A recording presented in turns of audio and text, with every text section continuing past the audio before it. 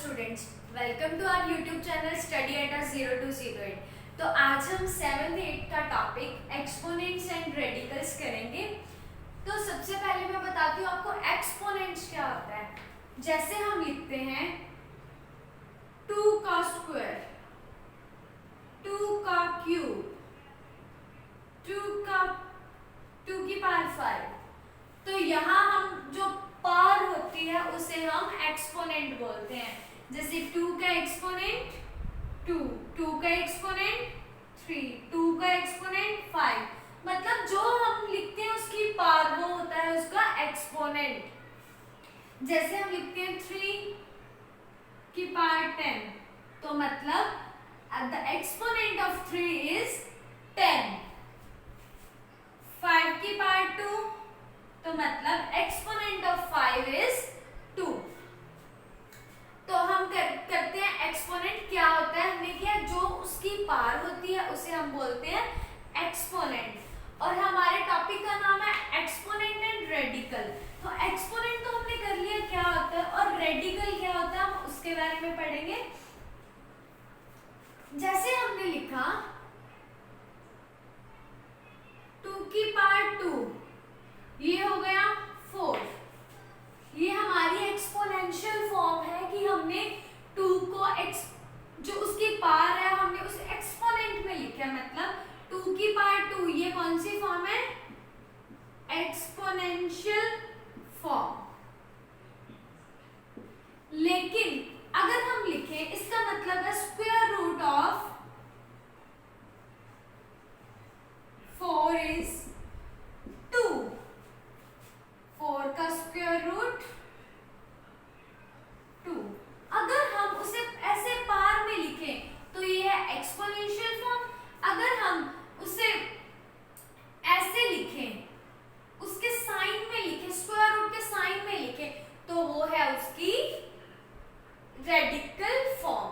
अगर हम इसे ऐसे लिखते हैं 4 की पावर 1/2, तो ये कौन सी फॉर्म हुई, एक्सपोनेंशियल फॉर्म। अगर हम इसे ऐसे लिखते हैं तो ये हुई उसकी रेडिकल फॉर्म। उसी तरह हम और भी एग्जांपल्स करते हैं।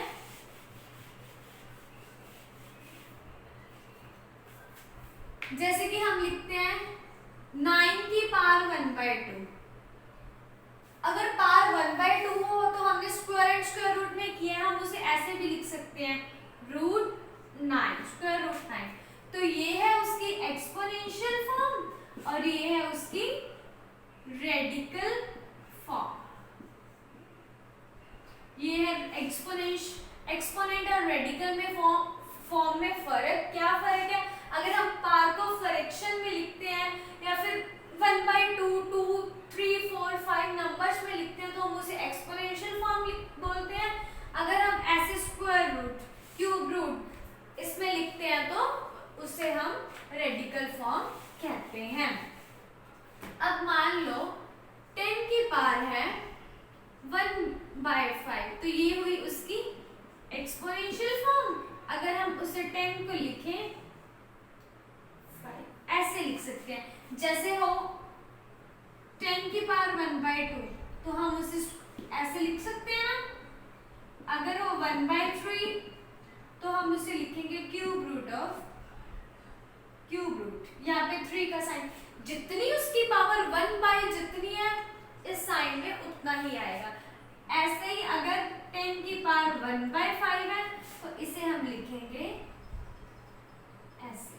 ये होती है उसकी रेडिकल फॉर्म और ये होती है उसकी एक्सपोनेंशियल फॉर्म। हम ऐसे ही कुछ क्वेश्चंस करेंगे कि उसकी एक्सपोनेंशियल फॉर्म को रेडिकल फॉर्म में चेंज करना है और रेडिकल फॉर्म को एक्सपोनेंशियल फॉर्म में चेंज करना है। जैसे कि हम सबसे पहले क्वेश्चन करते हैं, एक्सप्रेस इन एक्सपोनेंशियल फॉर्म।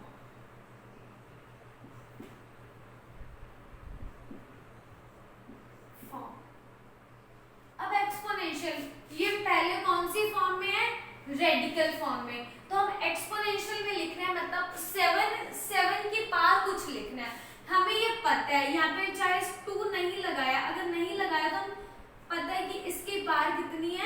अगर कुछ नहीं है तो यहाँ कितना होगा 2, तो मतलब 7 की पावर 1/2, ये उसकी कौन सी फॉर्म हुई, एक्सपोनेंशियल फॉर्म।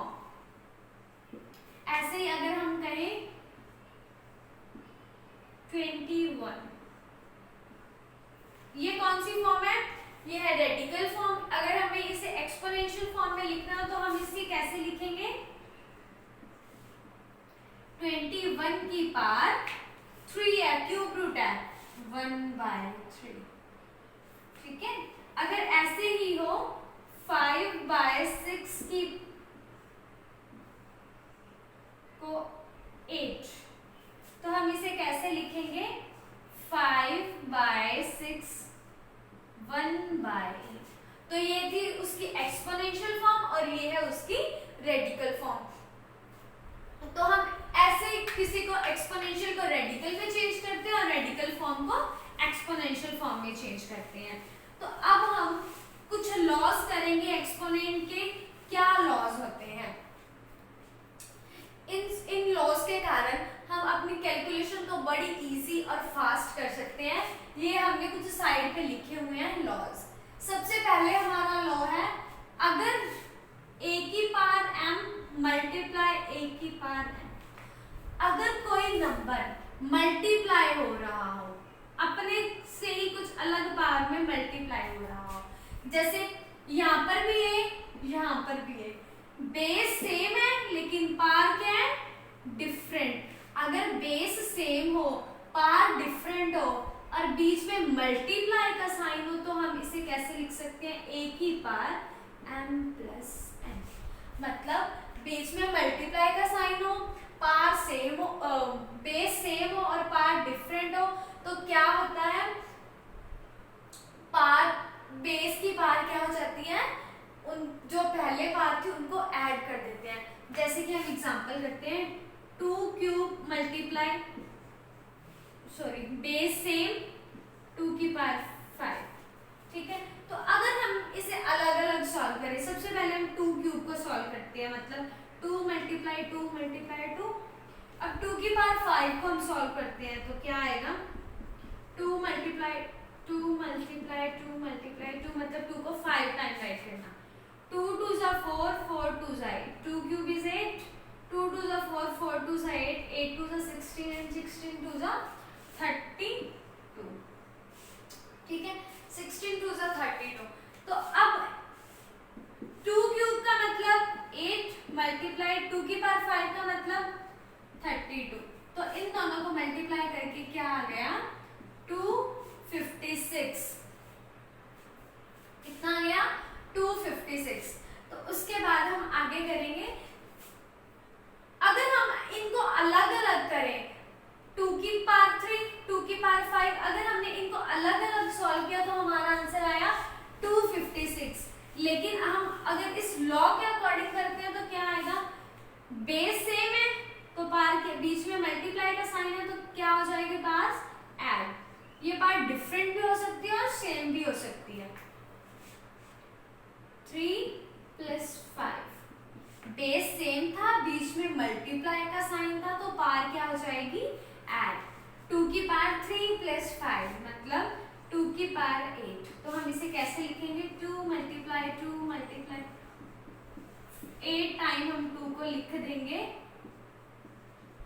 हमारा आंसर क्या बन जाएगा, 2 2 जा 4 4 2 जा 8 8 2 जा 16 16 2 जा 32 32 2 जा 64 64 2 जा 128 128 2 जा 256।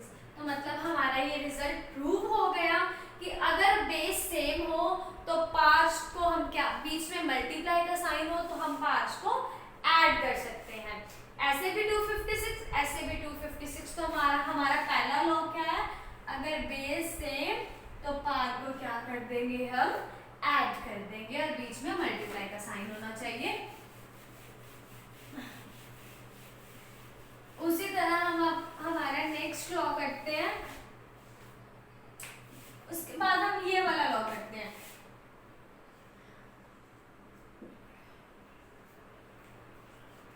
हमने पढ़ा अगर लेकिन अगर बीच में डिवाइड का साइन हो, बेस सेम हो, तो पार माइनस हो जाएंगे। ए की power m minus n। Clear? अगर ऐसे हो a की पावर m, a की पावर m, तो क्या आ जाएगा a की पावर m माइनस n। जैसे मल्टीप्लाई और डिवाइड में ऑपोजिट रिलेशन है, वैसे ही अगर बेस सेम हो, मल्टीप्लाई हो, तो पावर जो है ऐड हो जाएगी, और अगर बीच में डिवाइड हो और बेस सेम हो, तो पावर क्या हो जाएगी उसकी? माइनस हो जाएगी। जैसे हम लेते हैं 2 की पावर 5 डिवाइड 2 की पावर 3, तो 2 की पावर 5 कितना होता है? 2 2 जा 4, 4 2 जा 8, 8 2 जा 16 एंड 16 2 जा 32 डिवाइड 2 की पावर 3 मतलब 2 की पावर 3 कितना होता है? 2 cube 8, 32 divide by 8 that is 4। लेकिन अगर हम इसके अकॉर्डिंग करें, बेस सेम है तो पावर क्या हो जाएगी? माइनस। 2 की पावर 5 माइनस 3 मतलब 2 की पावर 2, 2 की पावर 2 कितना होता है? 2 स्क्वायर 2 मल्टीप्लाई 2 दैट इज 4। तो हमारा सेकंड लॉ है, अगर बेस सेम हो, बीच में डिवाइड का साइन हो, तो पावर क्या हो जाएंगी? माइनस।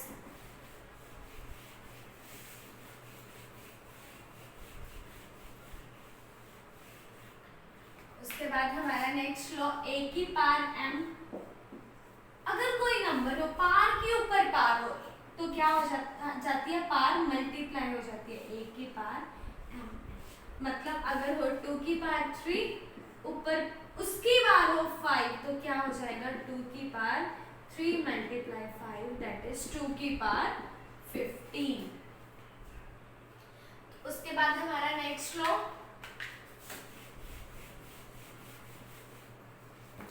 अगर हो a अपॉन b की पावर m, तो a अपॉन b की पावर m, तो हम अलग अलग भी उसकी पावर लिख सकते हैं, a की power m divide by b की पावर m। ठीक है? अगर ऐसे हो तो हम उसे ऐसे लिख सकते हैं, अगर इस फॉर्म में दिया हो तो हम उसे ऐसे भी लिख सकते हैं। उसी तरह जैसे हम डिवाइड को अलग अलग लिख सकते हैं, उसी तरह हम मल्टीप्लाई को भी अलग अलग लिख सकते हैं। जैसे ए बी की पावर m, तो हम इसे ऐसे भी लिख सकते हैं, a की पावर m b की पावर m। ठीक है? a की पावर m b की पावर m।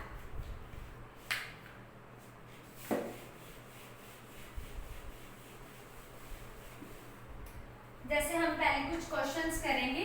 क्वेश्चन होगा find the value of 125 part 2/3। हमने अब इसकी वैल्यू निकालनी है, तो हमें पता है हम इस 2/3 कैसे बना। 125 2/3 कैसे बना? 2 मल्टीप्लाई 1/3, 2 मल्टीप्लाई 1/3, तो मतलब 125 का स्क्वायर देन उसका पावर 1/3। हम इसे ऐसे भी लिख सकते हैं, 125 का स्क्वायर 1/3 का मतलब उसका क्यूब रूट। ठीक है? अब 125 का स्क्वायर है, तो हम इसे 2 टाइम्स लिख सकते हैं, और हमने आगे क्यूब रूट फाइंड करने का हमने मेथड किया है, बाय प्राइम फैक्टराइजेशन हम इसका क्यूब रूट फाइंड कर सकते हैं। 125 को हम क्या लिख सकते हैं? 5 मल्टीप्लाई 5 मल्टीप्लाई 5, और इस 125 को भी 5 मल्टीप्लाई 5 मल्टीप्लाई 5। ठीक है? अगर इसका क्यूब रूट है तो हम इसे ट्रिपलेट्स में बाहर निकाल सकते हैं, इस 5 की जगह एक 5 और इस ट्रिपलेट्स की जगह एक 5। ट्रिपलेट्स में से हम 1 बाहर निकाला है, तो वो क्यूब रूट का साइन जो इसके ऊपर से हट जाएगा, तो क्या आ जाएगा? 5 5 25। इसका मतलब अगर हम इसे सॉल्व करते हैं तो हमारा आंसर क्या आ जाएगा? 25। क्लियर? इसी तरह हम और भी क्वेश्चंस करेंगे।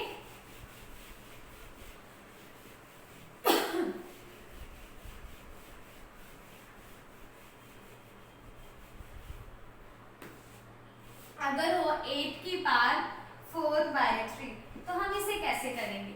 8 की पावर 4/3 सबसे पहले ये बना कैसे? 8 की पावर पहले 4 देन मल्टीप्लाई बाय 1/3, जैसे हमने किया है। a की पावर m n हो तो हम इसे ऐसे भी लिख सकते हैं, a की पावर m मल्टीप्लाई n, तो ये यही बन जाएगा। 8 की पावर 4, 8 की पावर 4 मतलब 8 मल्टीप्लाई 8 मल्टीप्लाई 8 मल्टीप्लाई 8 देन उसका क्यूब रूट। और क्यूब रूट फाइंड करने का हमने मेथड भी किया बाय प्राइम फैक्टराइजेशन।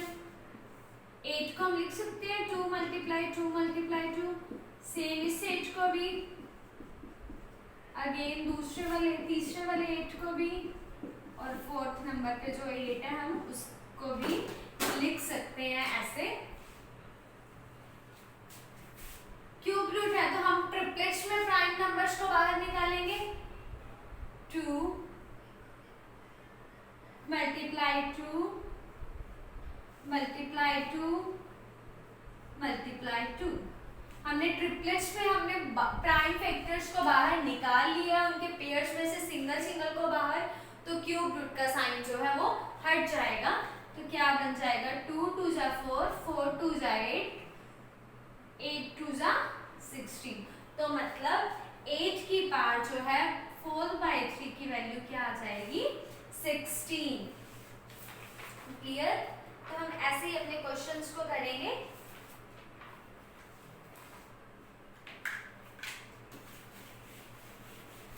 अब हम एक दो ऐसे क्वेश्चंस करेंगे जहां हमारे लॉज जो है उन्हें हम यूज कर पाए और अपनी कैलकुलेशन को इजी और फास्ट मेथड से कर सके। जैसे हमारा क्वेश्चन है 64/125 की पावर 2/3 डिवाइड 64/125 की पावर 5/3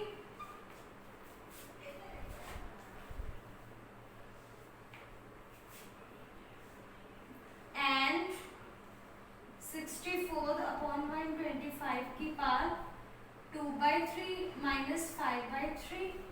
हमारा क्वेश्चन है are the value of this and this equal, क्या इसकी और इसकी वैल्यू इक्वल है? जैसे हमने हमारा लॉ किया है, अगर बेस सेम हो, बीच में डिवाइड का साइन हो, तो पार्ट्स क्या हो जाती हैं? माइनस। बेस के ऊपर पार्ट 2/3 माइनस 5/3। तो हमारा क्वेश्चन हमने ये एक्सप्रेस करना है कि यहाँ पे ये रूल अप्लाई होता है, हमारा रूल जो है वो लॉ जो है वो सही है। तो हमें कैसे इसे एक्सप्रेस कर सकते हैं? हमें इसको हम अलग सॉल्व करेंगे और इसको हम अलग सॉल्व करेंगे। सबसे पहले 64/125 की पावर 2/3 डिवाइड 64/125 की पावर 5/3, हम इसे सॉल्व करेंगे। 64/125 की पावर 2/3, तो इसका मतलब क्या है? 64/125 का स्क्वायर देन उसका क्यूब रूट डिवाइड 64/125 का की पावर 5 देन उसका क्यूब रूट। तो जब हम उसका स्क्वायर करते हैं तो ये हमारे पास क्या आएगा? हम इसे दूसरे मेथड के साथ भी कर सकते हैं। क्या हम 64 को लिख सकते हैं 4 की पावर 3/125 को 5 का क्यूब देन उसकी पावर 2/3 डिवाइड 64 को हम ये भी लिख सकते हैं 4 की पावर 3 डिवाइड बाय 5 की पावर 3 5। ठीक है, अगर बेस से बीच में डिवाइड हम अलग अलग पार्ट सेम हो तो हम इकट्ठा लिख सकते हैं, मतलब 4/5 की पावर 3, जैसे हमने रूल के अकॉर्डिंग किया है। इस रूल के अकॉर्डिंग डिवाइड का साइन हो तो हम पार्ट्स को सेम पावर हो तो हम उसे अलग अलग भी कर सकते हैं। ठीक है, जैसे ये अलग अलग थी हमने सेम कर दी, तो इसकी पावर 2/3 डिवाइड 4/5, उसकी पार 5/3। और हमने ये भी किया, पार के ऊपर पार हो तो क्या हो जाती है वो पार, मल्टीप्लाई 3 की मल्टीप्लाई 2/3 डिवाइड 4/5, 3 मल्टीप्लाई 5/3, 3 के 3 कैंसिल, 3 के साथ 3 कैंसिल, तो ये क्या बन जाएगा 4/5 की पावर 2 डिवाइड 4/5 की पावर 5। जब हम इसे सॉल्व करेंगे 4/2 की पावर 2, 4/2 की पावर 2 और ये बन गया 4/5 की पावर 5। तो जैसे हमने किया है पहले भी, 4 बेस सेम है, बीच में डिवाइड का साइन है तो पावर क्या हो जाएगी माइनस, 4/5 की पावर 2 माइनस 5 दैट इज 4/5 की पावर कितनी आ गई -3, 2 माइनस 5 दैट इज -3। और हमें ये भी पता है अगर पावर नेगेटिव हो तो हम अगर उसे रेसिप्रोकल कर दे तो पावर क्या हो जाती है उसकी पॉजिटिव। 4/5 की पावर -3 तो मतलब 5/4 की जो पावर है वो कितनी आ जाएगी 3। 5/4 की पावर 3 मतलब 5 क्यूब दैट इज 125 और 4 क्यूब दैट इज 64। ठीक है, अब हम इस साइड को सॉल्व करेंगे। अगर हमारा आंसर इतना ही आया तो मतलब हमारा जो क्वेश्चन है वो सही है। तो हम अब उसे सॉल्व करते हैं। राइट हैंड साइड को हमने अपना आंसर यहाँ लिख दिया कि लेफ्ट हैंड साइड को सॉल्व करने से उसका आंसर कितना आया। राइट हैंड साइड हम चूज करते हैं 64/125 की जो पावर है 2/3 माइनस 5/3। 64/125 की पावर 2/3 माइनस 5/3 कितना होता है, एलसीएम 2 माइनस 5 दैट इज कितना आ गया इसकी पावर -3/3 दैट इज -1। मतलब 64/125 की पावर कितनी आ गई -1। हमें पता है अगर पावर नेगेटिव हो तो वो क्या हो जाता है रेसिप्रोकल हो जाए तो उसकी पावर जो है पॉजिटिव, मतलब ये बन गया 125/64। हमारा राइट हैंड साइड का आंसर कितना आया 165/64 और वही हमारा लेफ्ट हैंड साइड का था। तो हमारा ये क्वेश्चन सॉल्व हो गया कि इसकी वैल्यू और इसकी वैल्यू सेम है। हमने इस क्वेश्चन में उस लॉ को प्रूव किया कि वो हमारा लॉ जो है हर जगह पे एप्लीकेबल होता है अगर क्वेश्चन कोई भी हो। तो ऐसे ही हमारी वीडियोस आपके तक पहुंचती रहे, ऐसे नेक्स्ट टिपिकल से टिपिकल क्वेश्चन भी हम आपको करवाएंगे। तो उसके लिए आप हमारा चैनल जरूर सब्सक्राइब कर लीजिए। Thank you.